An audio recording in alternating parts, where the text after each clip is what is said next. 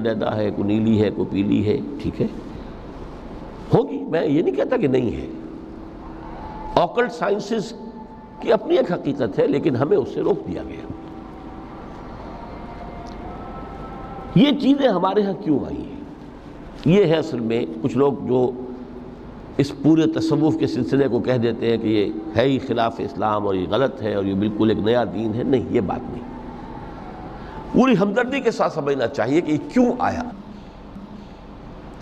دیکھیے، اصل جو سلوک محمدی تھا صلی اللہ علیہ وسلم، جو تصوف محمدی تھا، وہ تو یہ تھا جہاد، دعوت، جہاد، دین کا غلبہ، تن من دھن لگا دو، اسی میں ترک دنیا بھی آ گیا۔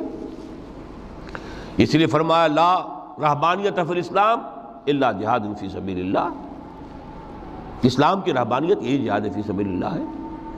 آخر لذت